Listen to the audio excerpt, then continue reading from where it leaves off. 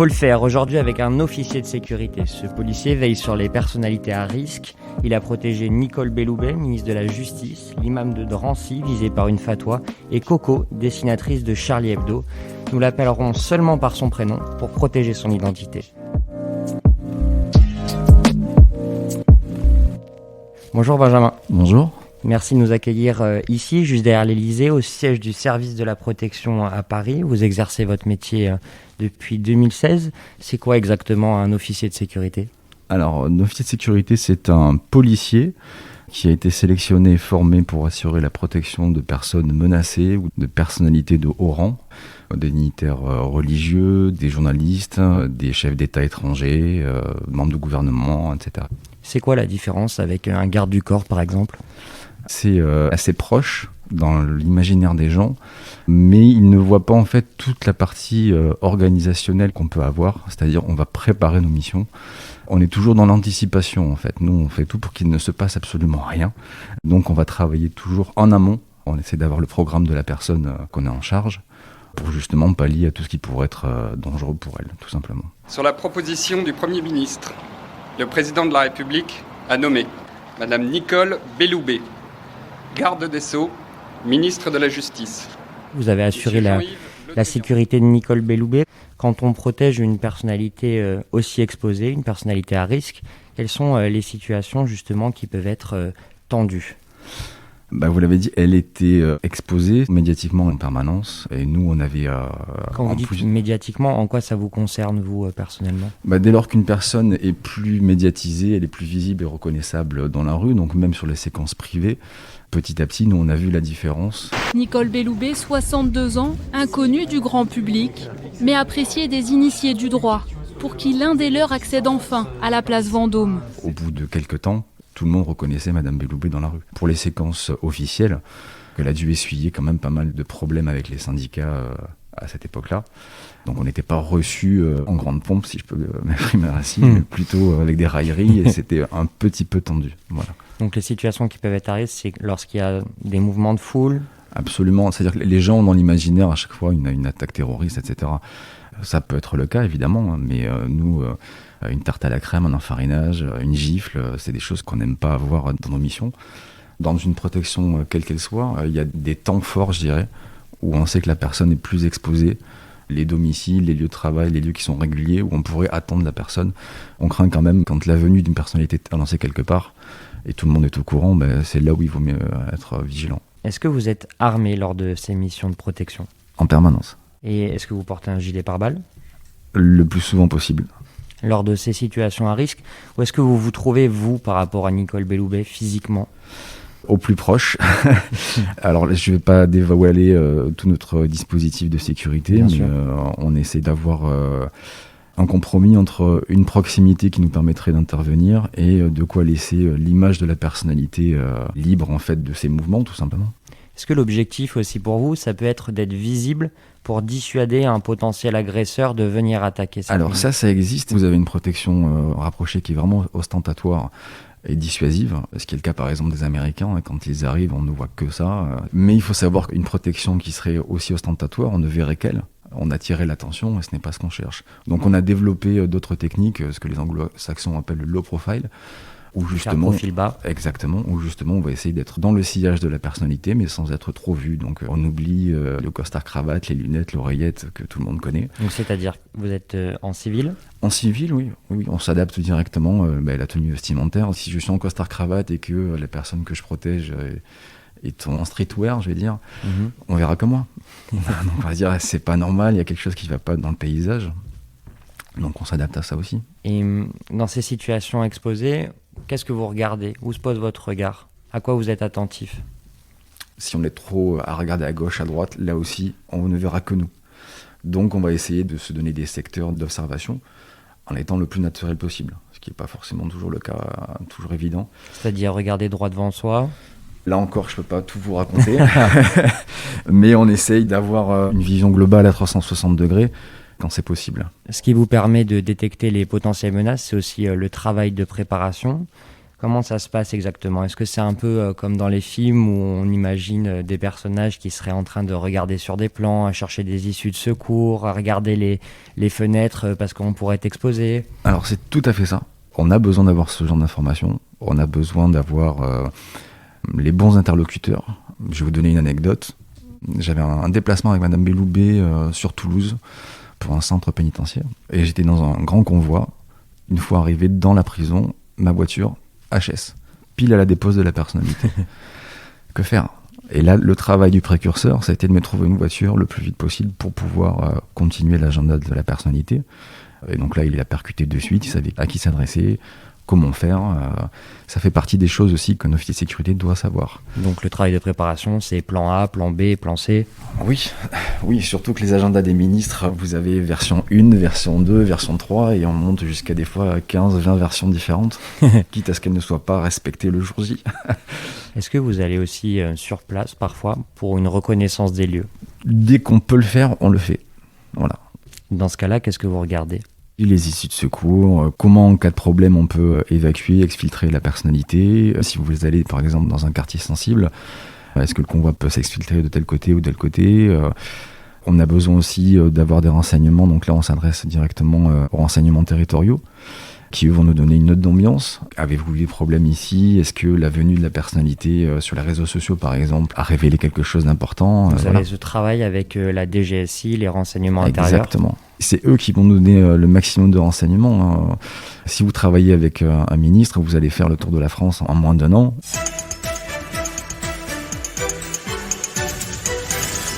La ministre de la Justice s'est rendue à l'espace d'information et d'accueil des victimes de l'attentat de Nice. Nicole Belloubet profite de sa visite au centre éducatif fermé d'Angoulême. La ministre de la Justice, Nicole Belloubet, s'est rendue à Dijon le vendredi 17 novembre. Et vous ne pouvez pas tout connaître, donc ce sont les acteurs locaux qui peuvent nous renseigner au mieux. Et mettons que vous ne puissiez pas faire cette reconnaissance des lieux. Est-ce qu'il y a une recherche internet, Google Earth par exemple ? Mais c'est système D, tout à fait. Dès qu'on peut avoir une information, alors ça va nous donner un visuel déjà. Connaître le nom des rues, c'est une chose, mais connaître la topographie complète d'un endroit qu'on n'a pas encore visité, Google Earth le fait très bien, donc on s'en sert. Comment on va déposer la personnalité, comment on va placer notre convoi, etc. C'est une approche déjà du travail de précurseur.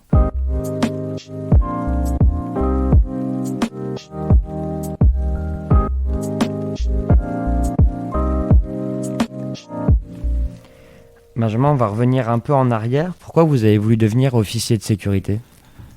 L'idée de devenir officier de sécurité au SDLP, elle a germé après 2015.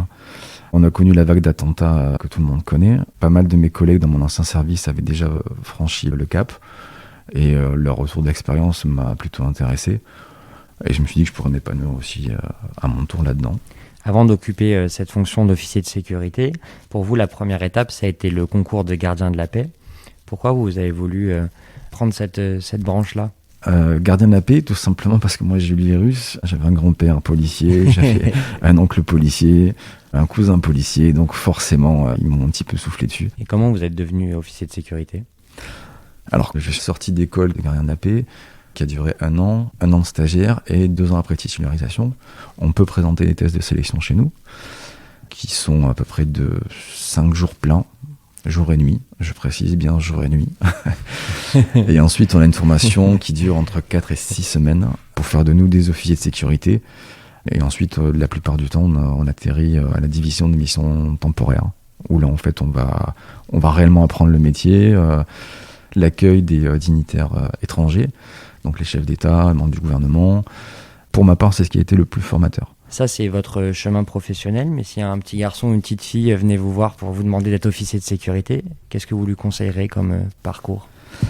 Alors, on a différents profils qui viennent rentrer chez nous, c'est-à-dire qu'on peut avoir des collègues qui viennent de brigades anticriminalité, de CRS, on a des enseignants du RAID, de la BRI. Il n'y a pas réellement de parcours type, mais je dirais qu'il y a un profil assez déterminant, quelqu'un qui soit disponible, qui ait le sens de l'initiative et de l'adaptation, tout simplement. Vous grimpez les échelons petit à petit en tant qu'officier de sécurité, au point que vous allez assurer la protection de Coco, dessinatrice de Charlie Hebdo. Le 7 janvier dernier, les frères Kouachi faisaient irruption dans leurs locaux. Coco revient sur ce moment effroyable, comment elle a dû ouvrir la porte aux terroristes. Quand je fais le code, j'ai la Kalachnikov que je sens un moment dans mon dos, je pense à ma fille, tout se bouscule, je suis complètement déchirée en fait, je suis déchirée. En quoi c'est particulier de protéger ce type de personnalité ? La particularité d'avoir quelqu'un de marqué par cette vague d'attentats. Parce qu'elle était victime elle-même. Tout à fait. Marqué aussi par ce que nous on appelle les Charlie, puisque plusieurs personnalités de Charlie sont sous notre protection. Je pense qu'il y a un réel mariage entre les Charlie et le service. Mariage malheureux, mais on est tous contents quand même d'être passés par Charlie. C'est assez formateur. Donc l'image de l'officier de sécurité justement a changé depuis 2015, c'est-à-dire que on a toujours les officiers de sécurité auprès des ministres, auprès des chefs d'État, mais on a cette deuxième approche où on va se fondre un peu plus dans la masse avec les Charlie. Les codes vestimentaires sont pas les mêmes, le langage n'est pas le même, la façon d'aborder la vie est différente. Je pense que professionnellement, même culturellement parlant, c'est enrichissant. Le 7 janvier 2015, deux terroristes justement ont attaqué la rédaction de Charlie Hebdo. 12 personnes ont été assassinées. Parmi elles, l'un de vos collègues, l'officier de sécurité Franck Brinsolaro. Vous faites un métier où malheureusement la mort est une possibilité. Comment vous faites pour gérer ce risque ?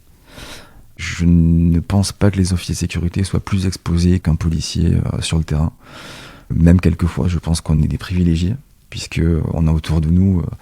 quelquefois des cordons de CRS, on est entre guillemets le dernier rempart, mais avant de franchir les autres, il va falloir se lever de bonne heure quand même. C'est un lieu commun, le garde du corps doit prendre une balle à la place de sa personnalité. C'est très hollywoodien.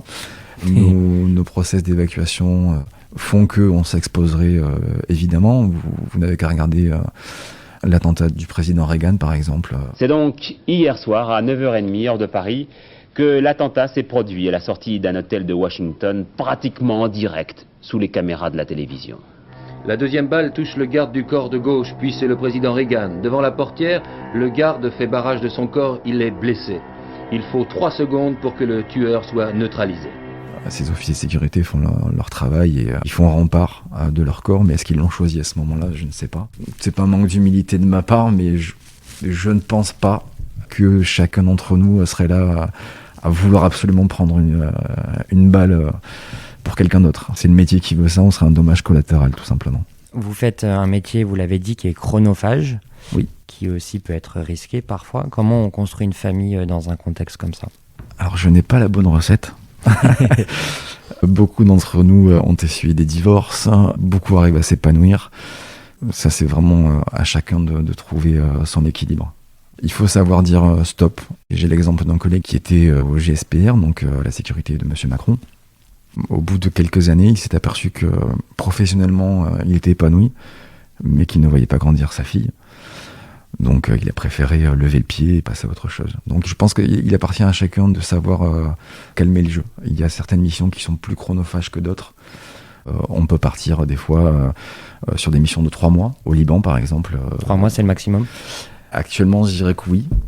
Je pense que c'est la plus grosse mission. Ouais, on se relaie tous les 3 mois à faire la protection de l'ambassadeur français au Liban. À quel point vos proches savent ce que vous faites ? Est-ce qu'ils savent quel est votre métier exactement, qui vous protégez ? Écoutez, l'environnement proche directement, ma mère, je préfère pas savoir. Elle sait que je suis policier, que je suis officier de sécurité, mais elle se ferait un monde de ce que je vis alors qu'il n'en est rien.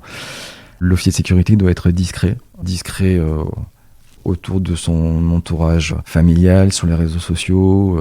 Donc on va éviter de divulguer certaines informations. Quant à nos missions, je pense que la discrétion prime. Il est inutile d'annoncer que demain je vais dans tel endroit avec ma personnalité. Ça peut être très vite opportun pour certains. Voilà. Ça c'est pour la partie qui peut être désagréable, pour pas dire plus. Mais qu'est-ce qui est épanouissant dans votre métier ? Mais alors, ce qui est très enrichissant professionnellement, c'est d'avoir un maximum de responsabilités très très vite, de faire preuve d'initiative, ce qui n'est pas toujours le cas forcément pour un policier sur le terrain. Il n'y a pas une seule mission qui se ressemble. On peut très bien évoluer avec des dignitaires religieux. Moi, pour ma part, je n'avais jamais mis les pieds dans une mosquée ou une synagogue avant de rentrer au service. Vous avez la possibilité d'aller dans des lieux qui sont assez fermés au public. Je pense au Sénat, à l'Assemblée nationale ou les différents ministères. Vous avez accès à des déplacements qui sont quand même, on peut le dire, assez convoités. Si votre ministre part faire une tournée en Polynésie pour X raisons, on va se battre pour être sur le vol, par exemple. Ça fait partie du travail, donc je pense que ça peut aussi créer l'envie de certains, cette envie d'aventure. Et ça aussi, ça peut être assez agréable.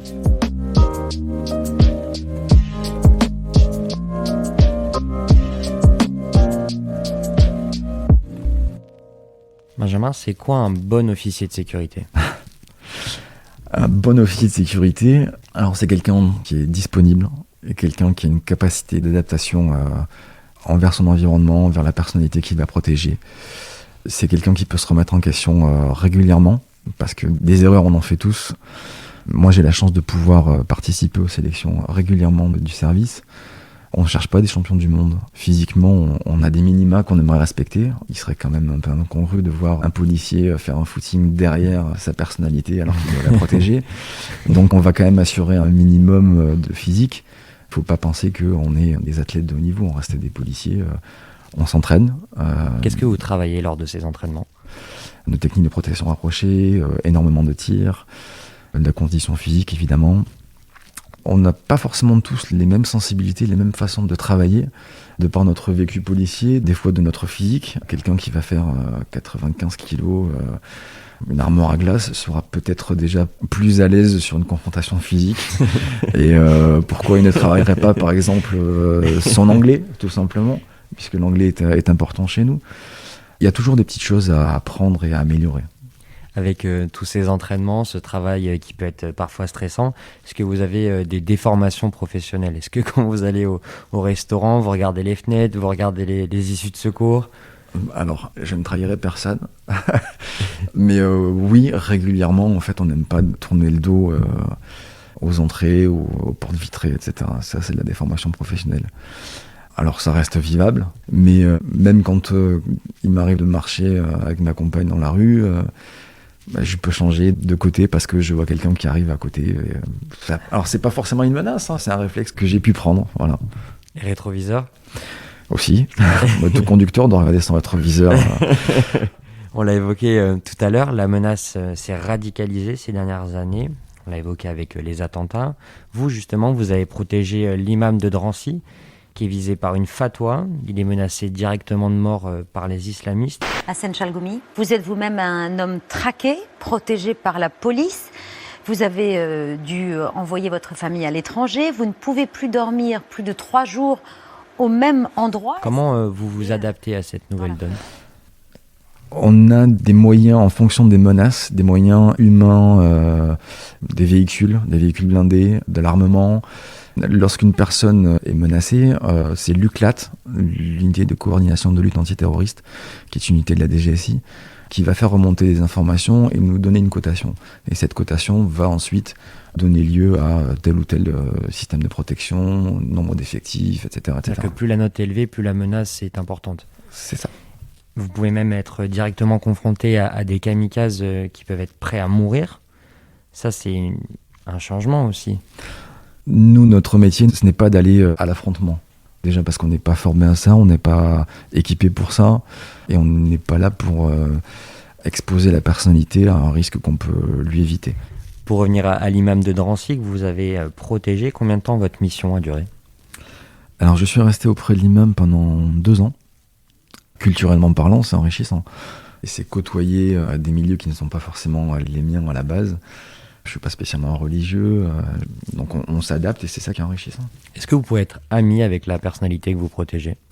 Alors, c'est une bonne question. Je pense que pour pouvoir protéger réellement quelqu'un, on a une forme d'empathie. Donc l'empathie, c'est comprendre les difficultés de l'autre sans les éprouver soi-même. Mais il ne faudrait pas passer dans la sympathie, je vais m'expliquer. Si il y a trop de liens affectifs qui se créent avec la personnalité, le jour où je vais devoir lui dire non pour telle ou telle chose, je serai en difficulté. Moi, je dois pouvoir lui dire non sur non, on va pas dans tel restaurant parce qu'on a vu telle personne, non, on va pas accélérer aujourd'hui si vous êtes en retard. Vous êtes en retard, vous vous excuserez. Des choses comme ça. Donc vous avez le dernier mot. Alors, ça va dépendre de la personnalité. En termes de sécurité, nous avons le dernier mot, bien évidemment. Maintenant, je me mets à la place des collègues qui ont dû se rendre sur les lieux d'attentat en 2015. C'était le 13 novembre devant le Bataclan. L'assaut de la police vient tout juste de se terminer quand François Hollande arrive sur place.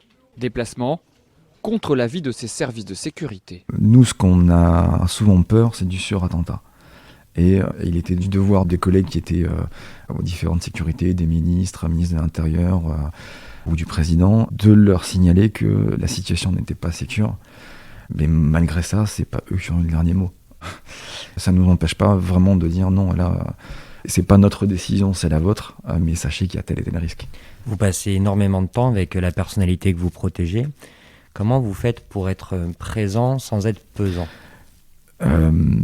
Ça s'apprend très très vite en fait, et je pense qu'il faut avoir une certaine intelligence sociale. Je me souviens de Madame Belloubet qui, lorsqu'elle était sur des séquences officielles, dès qu'elle avait son costume de ministre, si je peux dire, mettait d'elle-même une distance.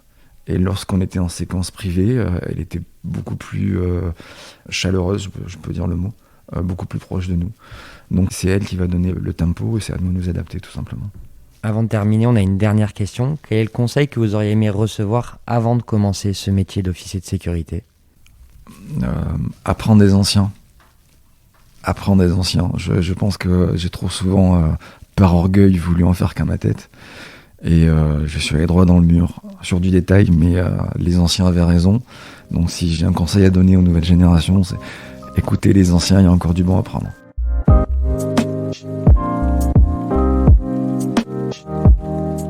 Merci beaucoup Benjamin d'avoir répondu aux questions de Faut le faire. Merci. Faut le faire, c'est le podcast qui vous fait découvrir un métier. C'est disponible sur toutes les plateformes. Si cet épisode vous a plu, n'hésitez pas à nous noter, ça nous permettra d'être vraiment mieux référencés. Vous pouvez aussi le partager et vous abonner sur votre application préférée. Ce podcast a été produit et réalisé par François Cesari, Théo Conscience et Stéphane Geneste.